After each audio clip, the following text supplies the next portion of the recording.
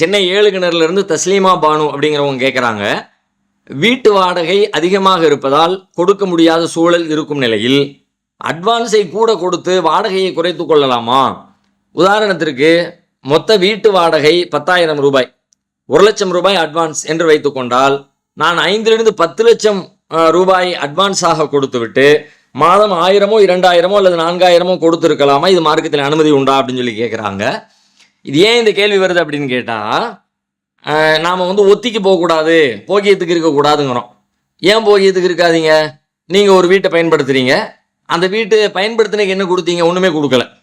இல்லையே, நான் முதல்ல ஒரு 10 லட்சம் கொடுத்தேனே, முதல்ல 10 லட்சம் கொடுத்தீங்க, 5 வருஷம் கழித்து அந்த 10 லட்சத்தை வாங்கிட்டு போயிட்டீங்களே. அப்போ நீங்கள் அவருக்கு என்ன கொடுத்தீங்க? அவருடைய பொருளை பயன்படுத்தியதற்காக என்ன கொடுத்தீங்கன்னு பார்த்தா நேரடியாக ஒன்றுமே கொடுக்கல. வேற என்ன கொடுத்தீங்க? அந்த தொகையிலிருந்து கிடைக்கிற வட்டியை கொடுத்துருக்கிறீங்க. இதை கொண்டு பேங்க்ல இன்வெஸ்ட் பண்ணால் எத்தனை பெர்சன்டேஜ் கொடுப்பாங்க? இதுக்கு அப்போ ஒரு 7%, ஒரு 10%. இப்போ இந்த வீட்டுக்கான வாடகை எவ்வளவு? அது ரெண்டு ஈக்குவல். அதை கால்குலேட் பண்ணி தானே அந்த போகியத்துக்கான விலை பெரும்பாலும் நிர்ணயிக்கப்படுகிறது. அப்போ அந்த மாதிரி ஒரு உள்ளுக்குள்ள ஒரு வட்டி கால்குலேஷன் இருக்கிற காரணத்தினால நீங்கள் ஒத்திக்கு இருக்காதீங்க, போகியத்துக்கு வீடு பிடிக்காதீங்க அப்படின்னு நம்ம சொல்கிறோம்.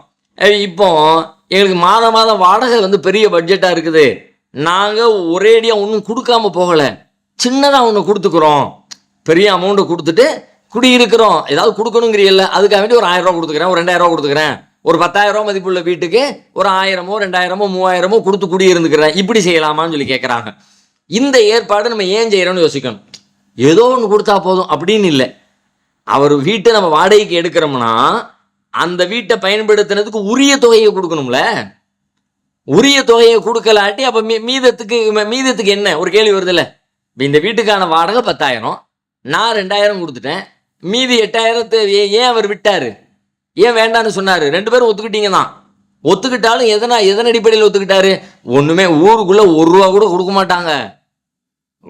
சும்மாவே மொத்தத்தில் 10 லட்சத்தை வாங்கிக்கிட்டு 1 ரூபா காசு இல்லாமல் தான் திரும்ப கொடுத்துருவாங்க. ஆனால் இவர் ஒரு 1000 ரூபா கொடுக்குங்காரு, லாபம் தானே. 2000 ரூபா கொடுக்காங்காரு, லாபம் தானே. 4000 ரூபா கொடுக்குறேங்கிறாரு, லாபம் தானே. எவ்வளவு கிடைச்சாலும் லாபம் தானே. அவர் கால்குலேஷன் இந்த 2000மோ 4000மோ இல்லை. அவங்களுடைய கால்குலேஷன் என்ன? அவங்க கால்குலேஷன் அதிலிருந்து கிடைக்கிற அந்த அந்த மறைமுக வட்டியை தான் கால்குலேஷனாக போட்டு தான் இந்த செட்டப்பே, இந்த போகியம் ஒத்திக்கு போதலுங்கிற இந்த செட்டப்பே அப்படி தான் உண்டாக்கப்பட்டிருக்கு. அப்போ நாம் என்ன பண்ணுறோம்னா, ஒரு சின்ன தொகையை கொடுத்துட்டு மீத தொகையை அதில் தான் நம்ம கழிக்கிறோம். உரிய முறையில் உரிய தொகையை நம்ம கொடுக்கல.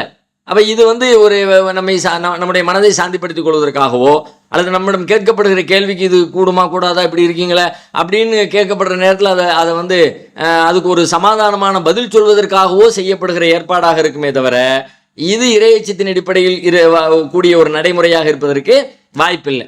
அதனால உரிய தொகையை தான் நம்ம கொடுக்கணுமே தவிர பெரிய அட்வான்ஸுடைய தொகை கூட கொடுத்துட்டு இதை குறைத்தல் என்பது ஏற்புடையதில்லை. ஒன்று, ஒருவேளை இப்படி அதுக்கு நெருக்கமாக கொடுக்குறோன்னு வச்சுங்க, ஒரு பெரிய வித்தியாசம் இல்லை.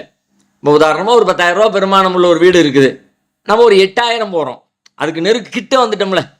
3000 4000 சொல்கிறதுக்கும் 8,000 9,000 சொல்கிறதுக்கும் கிட்ட, அந்த மாதிரி கொடுத்தோன்னு சொல்லி சொன்னால் அது ஓரளவுக்கு நியாயம் இருப்பதற்கான வாய்ப்பு இருக்குது. எப்படி வாய்ப்பு இருக்குது அப்படின்னா, பொதுவாகவே இந்த மாதிரி ஒரு ரேட்டு ஃபிக்ஸ் பண்ணுறதுங்கிறது கவர்மெண்ட்டு சில காரண காரியங்களை வச்சு ஒரு ரேட்டு ஃபிக்ஸ் பண்ணாலும் அரசினுடைய வாடகை ஸ்கீமில் பெரும்பாலும் யாரும் வாடகை கொடுக்கறது வாங்குறதெல்லாம் கிடையவே கிடையாது. ஒவ்வொருத்தரும் தனிப்பட்ட முறையில் தன்னுடைய வீட்டுக்கான வாடகையை நிர்ணயிக்கிறாங்க. அப்படி நிர்ணயிக்கிற பொழுது அதை கூட்டிக் கொள்கிற, கொஞ்சம் குறைத்து கொள்கிற ஒரு விருப்பத்தின் அடிப்படையில் செய்வாங்க தானே. நம்ம போய் பேசுவோம், 15,000 வாங்க, இல்லை கொஞ்சம் குறைச்சிக்கோங்க, சரி ஒரு 1000 ரூபா குறைச்சிக்கோங்க.